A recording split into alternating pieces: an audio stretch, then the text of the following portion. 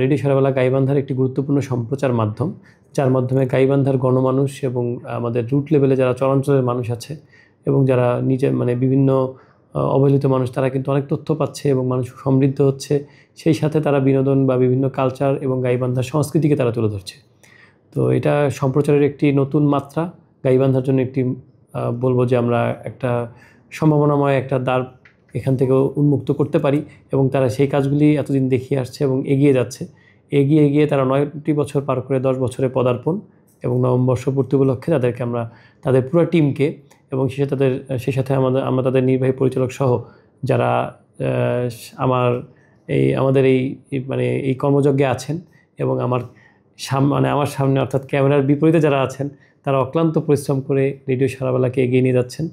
তো গাইবান্ধা এই রেডিও সারাবেলার হাত ধরে এগিয়ে যাবে আরও অনেক দূরে, এই আশাবাদ ব্যক্ত রাখছি। এবং এই বর্ষপূর্তি উপলক্ষে আরও নতুন মাত্রায় নতুন কিছু যোগ করে গাইবান্ধার সাথে আরও সারা দেশে তারা বড় ধরনের একটা যোগাযোগের এবং সম্প্রচারের নতুন মাত্রা তৈরি করুক, আমরা সেটা চাই। সেই সাথে আরও আমরা আনন্দিত যে এটির মাধ্যমে আমরা অ্যাপ যে আছে রেডিও সারাবেলার অ্যাপ, তার মাধ্যমে আমরা সারা দেশব্যাপী এটা আমরা দেখতে পাই এবং শুনতেও পাই।